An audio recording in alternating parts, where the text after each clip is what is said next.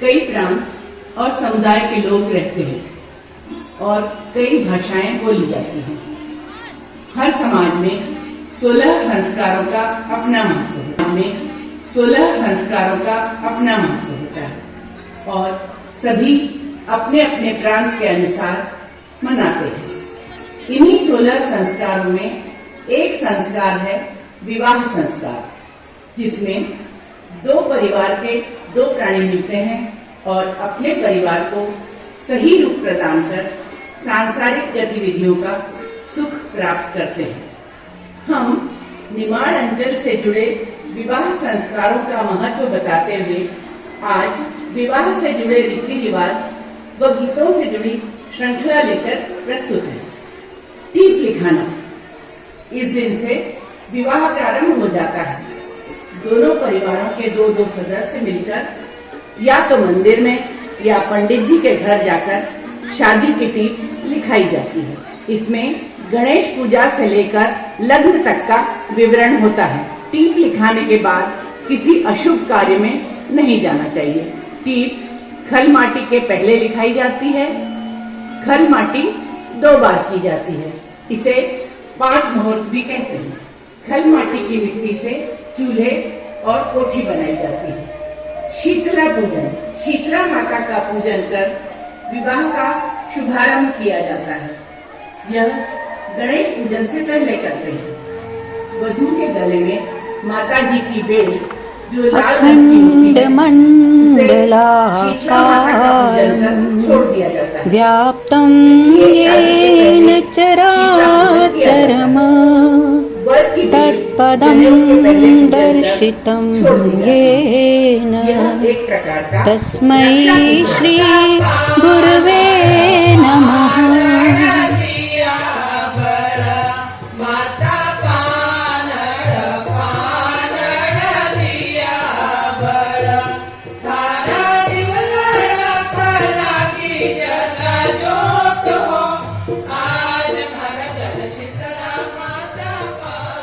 खल माटी।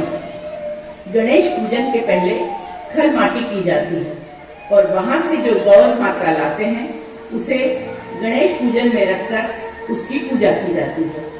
इसी गौ माता की पूजा वधू अंबा छींचते समय ससुराल में और तोरण में भी की जाती है। खल माटी के बाद अन्नपूर्णा बधाकर लाते हैं और बड़ी तोड़ते हैं। आरती मां अबीर गुलाल, चलो सखी गणपति पूजा।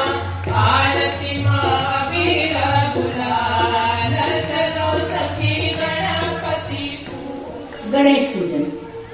विवाह में गणेश पूजन का बहुत महत्व है। गणेश पूजन में गुणी, घुंगरी व गेहूं के आटे के लड्डू बनाए जाते हैं एवं 9 गणपति व 10 आटे के दीपक भी बनाए जाते हैं और खल माटी करके जो गौर लाते हैं उसे बीच में रखकर उनकी पूजा की जाती है। गण हो गुंडीसी बाबा गणपति आया हो, गणपति आया हो, आई न उतरा से मंडप। मंडप का अर्थ है वह हरा भरा स्थान जहाँ सभी देवताओं को बुलाकर वर वधू को आशीर्वाद दिया जाता है। बांस का मंडप 4 स्तंभ से बना होता है जो चारों दिशाओं का प्रतीक है, जिसमें देवताओं का वास होता है। हरा मंडप वर वधू के आने वाले जीवन में हरियाली लाता है।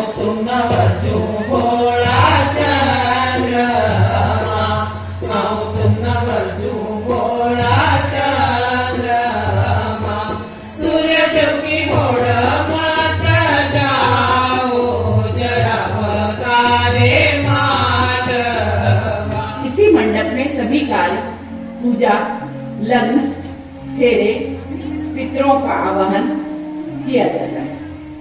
एक तांबे के लोटे में पैसा, सुपारी, चांदी की रज आदि को अभिमंत्रित कर वंश की बेल बनाई जाती है जो पूरे कुटुंब के साथ रखी जाती है। मंडप पूजा के बाद पेरावनी, माता बिठाना और दुखड़ी निपना ये सब कार्य किया जाता है। सर्ग भवन्ति वो गिरधरणी एक संदेशो लई जा।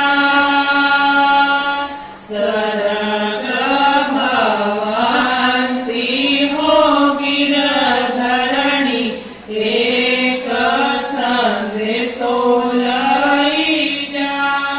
वर के घर भी ऐसे ही सारे कार्य किए जाते हैं। बारात से पहले वर निकासी होती है, वर को परछा जाता है, उसके बाद बारात आती है और रुपा चढ़ाया जाता है। वर के यहाँ से जो तेल फुले लाया जाता है उससे वधू को नहलाया जाता है। गाजनी गरजो सखी मारी में हुलड़ोनी बरस्यो रात में हुलड़ोनी बरस्यो रात।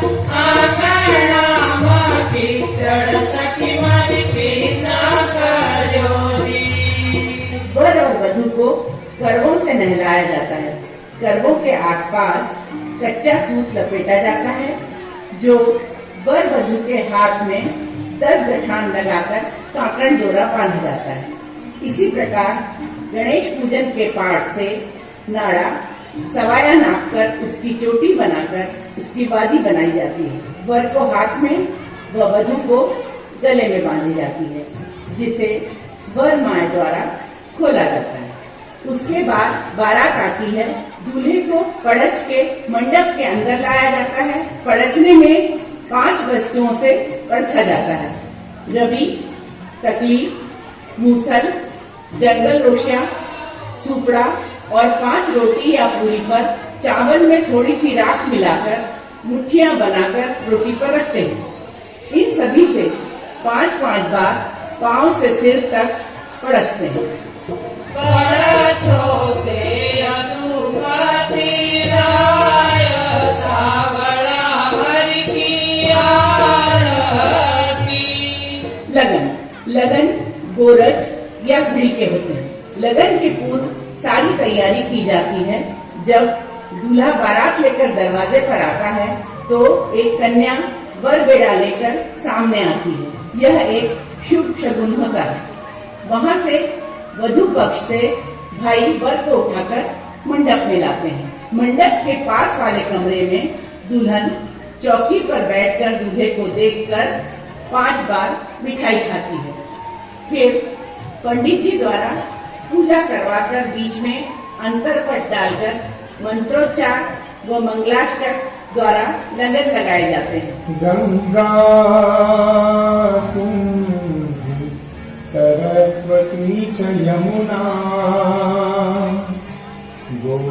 गोदावरी नर्मदा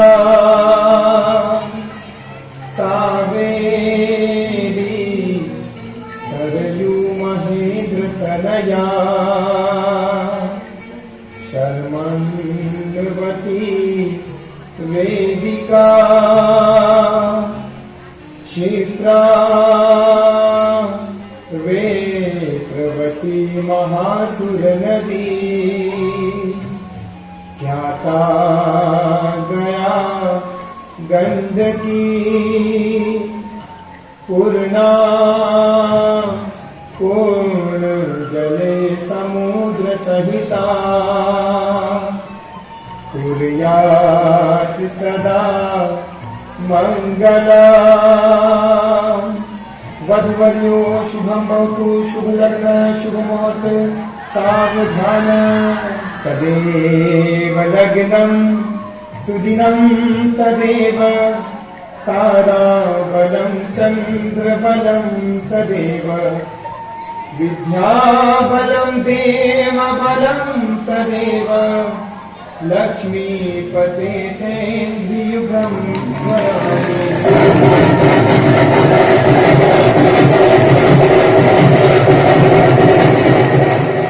लगन के बाद गोत्रोच्चार दोनों पक्षों द्वारा किया जाता है। मामा मामी द्वारा वर वधू के हाथ खोले जाते हैं और फिर माता के पास दर्शन के लिए ले जाया जाता है। माता दर्शन के बाद फेरे होते हैं। ये सारा कार्य पंडित जी द्वारा करवाया जाता है। 7 फेरे 7 वचन के साथ लिए जाते हैं।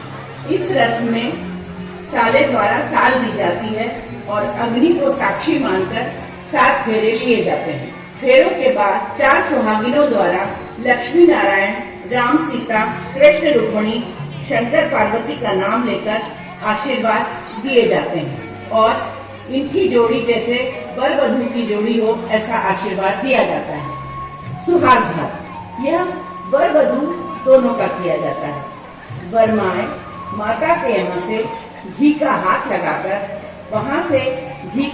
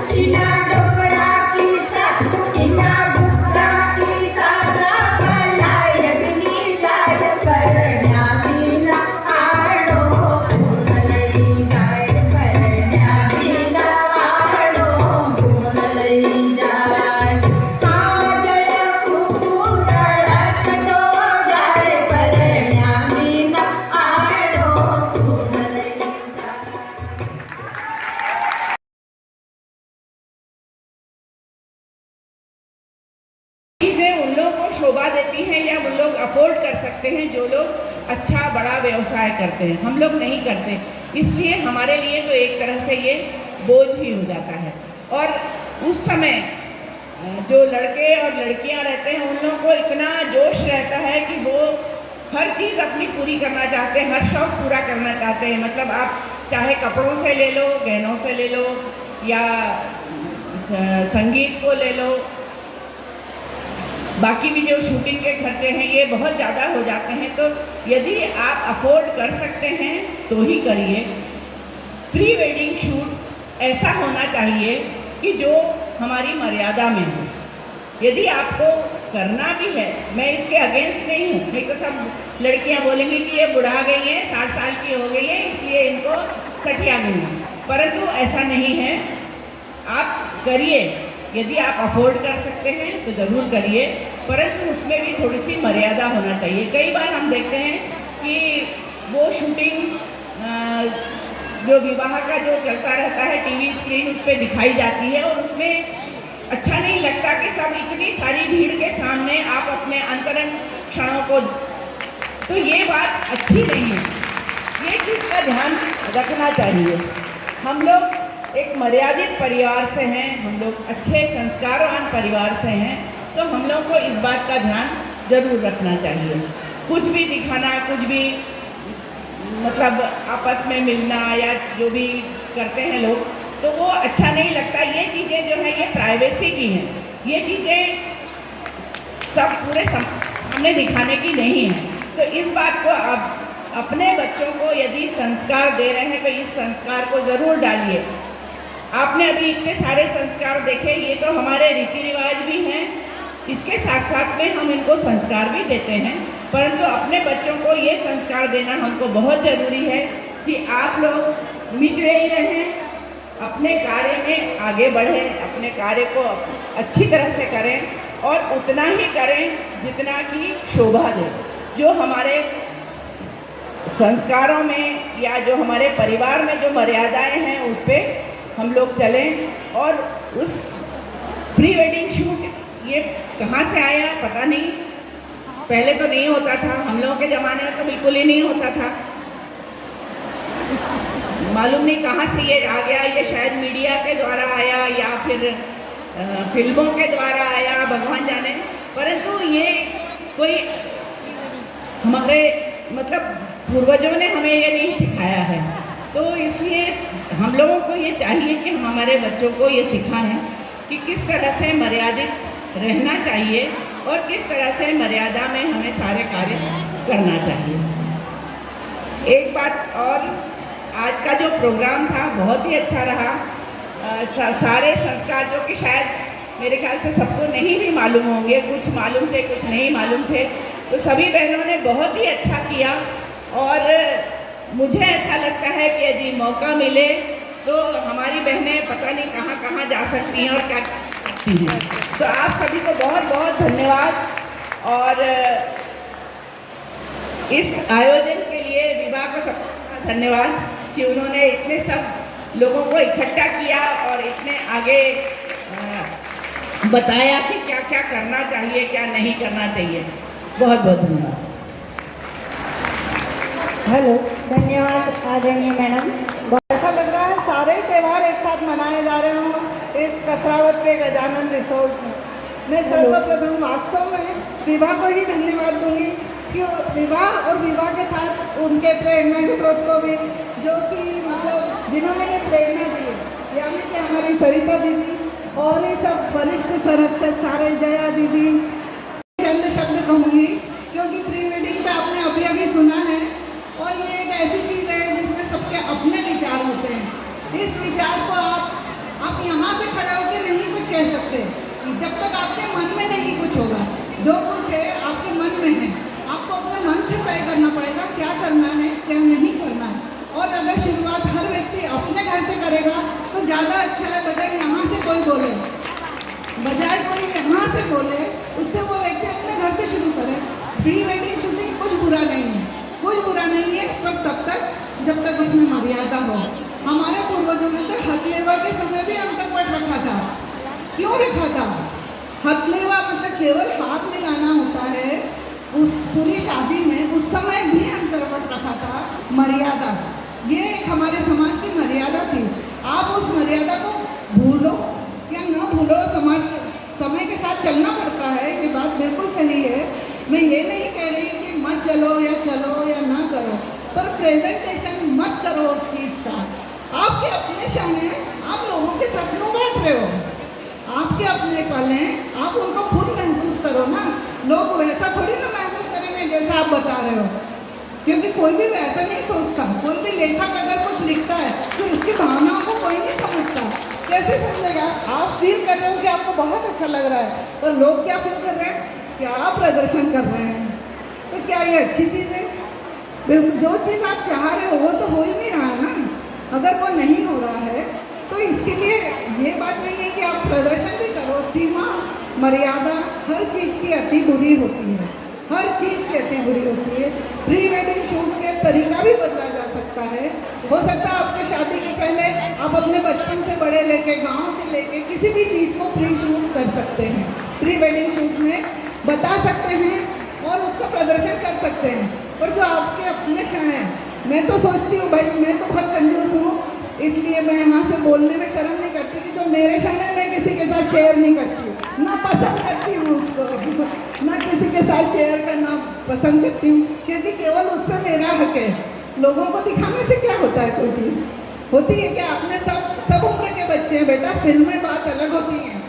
फिल्मों में दूसरों को देखते हैं तो उनको तो पैसे मिलते हैं, उनको तो पैसे मिलते हैं उस चीज़ के, उनको वो कला के रूप में करते हैं। अपन इस तरह से करें वहाँ तक ठीक है, पर दिखाएं क्यों?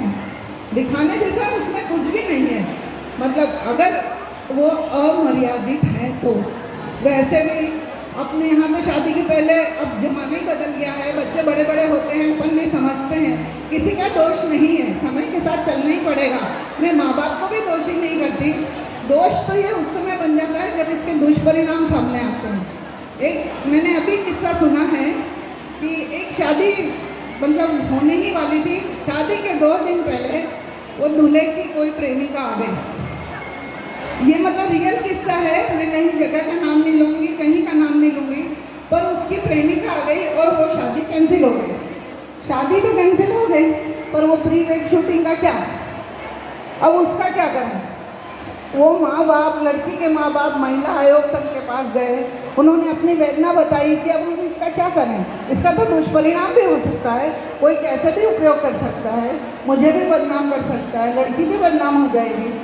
तो फिर लड़के वालों को बुलाया गया, उनसे सारा कुछ दिखवाया गया और इसमें उस आयोग ने सजा तक इन्हें, अगर आपने उस फोटोज़ का उपयोग नहीं किया तो आपको जेल होगी, ऐसा निर्णय लिया। तो कोई भी काम ऐसा ना हो जिससे हमें बाद में पछताना पड़े। मैं किसी को भी, मतलब अब समय है, समय के साथ सब चलते हैं, हमारे बच्चे भी बेचारे जो देखते हैं वही करते हैं, उनका कोई दोष नहीं, ना दोष माँ बाप का है, पर समझदार तो सभी को बनना पड़ेगा, माँ बाप को भी। और घर से शुरुआत करेंगे, जो भी कोई अपने घर से शुरुआत करेगा वही आगे आएगा। और इसके लिए ये मत सोचो कि वो करे या उसने किया तो मैं करूँ। आप करिए, पर प्रदर्शन मत करिए प्लीज़। और प्रदर्शन करना हो तो अमर्यादित मत करो। और छोड़िए, अब ये तो स्वविवेक का निर्णय है और मैं तो नहीं, मतलब पूरी तरह इसके विपरीत हूँ। मैं स्पष्ट अपनी राय देना चाहती हूँ, क्योंकि देखो पैसा तो, और वो बच्चे तो और ही अलग हैं जो जीत करके करवाते हैं, मतलब वो तो मैं उनके लिए तो कुछ क्या बोलूँ। जो बच्चे माँ बाप को नहीं समझ सकते उनके लिए तो कुछ बोलने से मतलब नहीं है। उनके लिए बोले भी तो क्या फायदा ना, कुछ फ़ायदा तो है नहीं। और मैं तो आप लोगों के लिए चंद लाइन लिख के लाई थी कि प्रेरणा जीवन है, प्रेरणा सुसुप्त अवस्था की गति है, प्रेरणा शिथिलता की प्रगति है और प्रेरणा सद्विचार, सद्गति, सद्मार्ग है। इसलिए आप लोगों का बहुत बहुत धन्यवाद कि आपने सब लोगों को इतना प्रेरित किया, और आप लोगों का भी धन्यवाद कि आपने इतनी देर मुझे सुना। धन्यवाद। बहुत।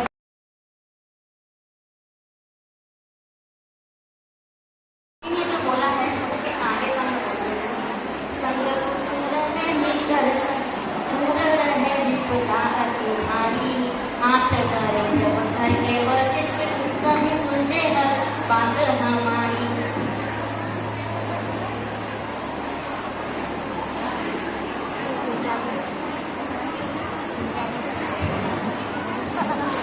आज के इस मिलन समारोह में पधारी हुई सभी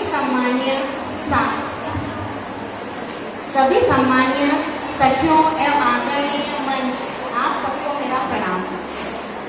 समाज की सभी सखियों को एक साथ यहाँ देखकर मन को असीम आनंद और खुशी प्राप्त हो रही है, और इसके इतने बड़े समागम का एक ही अर्थ है कि हमारी इकाई पूर्णतः संगठित है, और जहाँ संगठन की एकता होती है वहाँ हर कार्य संभव हो जाता है और हर समस्या का समाधान होता है और हर लक्ष्य की प्राप्ति भी हो जाती है।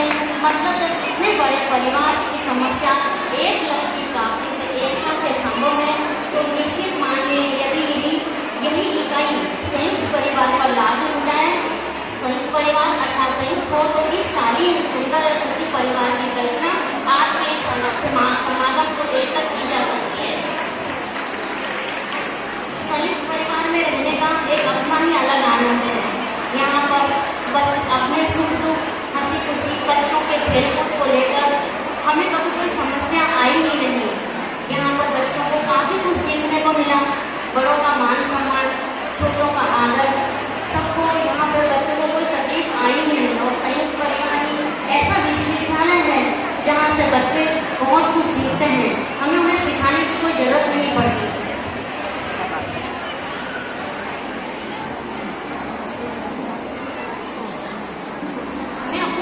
परिवार का एक उदाहरण बताना चाहती हूँ। जब मेरी सासू माँ पूजनीय अन्नपूर्णा देवी बिलोरे अस्वस्थ होने के कारण कुछ समय बिस्तर पर रही, तो उनकी देख रेख के लिए हम एक जोड़ा रोज उनके पास रात को सोते थे और दूसरे दिन दूसरा जोड़ा सोता था, जिससे हमारे दिनचर्या में कभी कोई प्रभाव पड़ा ही नहीं। पहला जोड़ा जब सोता था तो उसकी दिनचर्या वैसी ही चलती थी जैसे रोज चलती है, और जब इसी तरह बाई की सेवा निरंतर रूप से चलती थी, बाई की सेवा में कभी भी कोई परेशानी नहीं आई। यह एक चीज़ है जो एकल परिवार में संभव नहीं है, क्योंकि तो पति पत्नी चाहकर भी वह 24 घंटे सेवा में नहीं दे सकते, क्योंकि उनकी दिनचर्या में काफ़ी चेंज आएगा। बच्चों को देखना है, घर के काम करना और यही चीज़ हमारे परिवार में बहुत अच्छी रही कि दूसरे दिन उस परिवार को बिल्कुल ऐसा रहता था कि अब यदि दोपहर में सोना है तो वो सो सकती है। उसके लिए कुछ ऐसा नहीं था कि उसे काम करना है, क्योंकि रात में उस भाई के पास जागना पड़ता था, भाई को पानी की जरूरत है, पानी देना पड़ता था। यह एक बहुत अच्छा संयुक्त परिवार का अनुभव है। मेरे साथ जो भी था ये एकल परिवार में बिल्कुल भी संभव नहीं है। यही एकमात्र उदाहरण है जो मुझे संयुक्त परिवार में रहने की वजह से अनुभव हुआ। ऐसी जो छोटी मोटी बड़ी समस्याएं या खुशी के पल थे जो संयुक्त परिवार में रहने के बाद दुख बढ़ गया और सुख जो है कई गुना बढ़ गया। सिर्फ एहसासों में रहने से दुख बढ़ गया और सुख कई गुना बढ़ गया। इसकी व्याख्या करने से शब्दों में बताने में समय की सीमा के कारण सिर्फ इतना ही अनुभव बता पा रही हूँ। और इस खुशी के क्षण को हवा की तरफ महसूस करने के समान होते हैं, जिस अनुभव किया जा सकता है बयान नहीं किया जा सकता। और कई चीज़ें ऐसी थी जब मैं शादी होके आई तो बहुत सी चीज़ें नहीं आती थी मुझे, पर हमारी दीदियों ने बहुत सहयोग किया, जेठानियों ने इतना सहयोग किया कि कभी ऐसा महसूस नहीं हुआ कि मैं इतने बड़े परिवार में आ गई। और मुझे कई चीज़ों के न आने का दुख नहीं हुआ कि मुझे नहीं आता। मेरी जेठानियों ने, दीदियों ने बहुत सहारा दिया और हमें आगे बढ़ाया। और आज भी इस मंच पे लाने के लिए हमारी दीदी का बहुत बड़ा सहयोग है। और आज हम मंच पे पहली बार आकर माइक में बोल रहे हैं और कोई गलती हो तो उसके लिए क्षमा चाहते हैं। बहुत अच्छा, बहुत बढ़िया। ये मेरी भाभियाँ हैं। मेरे बाबूजी 5 साल बिस्तर में रहे, भाई रही 5 साल बिस्तर में। ये भाभी में इतनी सेवा होती है कि मैंने आज तक कभी ऐसी भाभियाँ नहीं देखी है जो कि अपने माँ बाप की इतनी सेवा करें। और मतलब रात भर जाती थी, रात भर जाती थी और भाई की आवाज़ नहीं करती थी तो लोग खड़ी हो जाती। इन लोगों ने इनके पीछे के बच्चों का कैरियर भी छोड़ दिया, ये कोई नहीं कर सकता। कोई भी कर सकते हैं, लोग के बच्चों को कैरियर में दाव पर लगा दिया, बच्चे तो बड़े हो जाएंगे। और मैं तो मानती हूँ पूर्णिमा भाभी है, जया दीदी इस चीज़ की साक्षी है, विराज भाभी है, हम कुछ बचपन से देखते आ रही है। तो हम लोग बहुत मतलब भाइयों में तो कर रहे से, लेकिन हमारी 8 भाइयाँ हैं, बड़ा परिवार है, हम 8 भाई हैं, 5 बहन हैं, 13 भाई बहन हैं, मैं सबसे छोटी हूँ और ये मेरी भाभी सबसे छोटी है। हम 13 ही बहन साथ में रहते थे। आज भी 6 मकान साथ में हैं, क्योंकि बच्चे बड़े बड़े हो गए हैं, इसलिए हम लोगों को ये कि बच्चों को फिर से पढ़ने का कमरा अलग देना था। इसके लिए ये लोग अभी आज के मन से बहुत जुड़े हुए हैं। एक जरा सी भी आवाज़ होती है तो 6 भाभी इकट्ठी हो जाती है, 6 बाबों का खाना बनता है। कोरोना काल में 2 साल तक के लोगों ने साथ में खाना खाया, 26 लोगों को खाना रोज बनता है। और ये लोग बोले कि नहीं, हम अगर नहीं खाना खाएंगे हम सब साथ में खाएंगे, एक दूसरे के दुख में एकदम बिल्कुल साथ में रहेंगे। तो ये मेरी भाभियाँ तो एक समाज के लिए उदाहरण है। मेरे भाई बहू भी बहुत तृप्त हो रहे, मेरे भाई बहू ऊपर से आशीर्वाद दे रहे होंगे इसी बहु में पाकर। हम भी बहुत बहुत गौरवान्वित है। मैं मेरी भाभी के लिए क्या शब्द बोलूँ, बहुत कुछ बोल रहे हैं।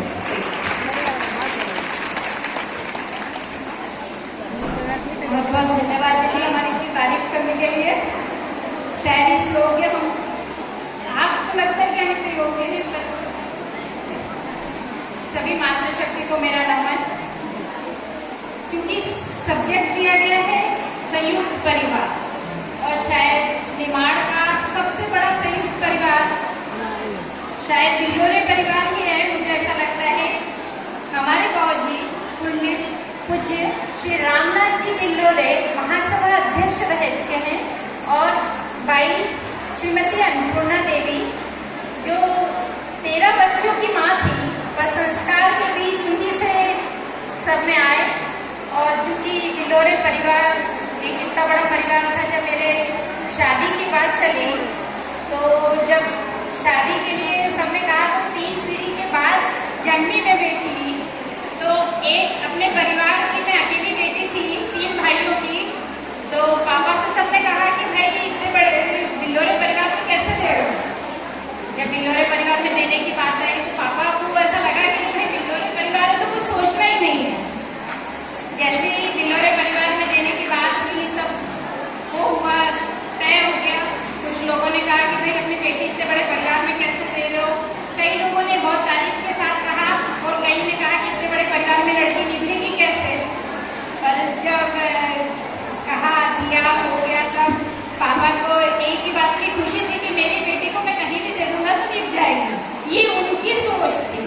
लेकिन निमना तो मुझे था, मुझे भी डर तो थोड़ा लग रहा था।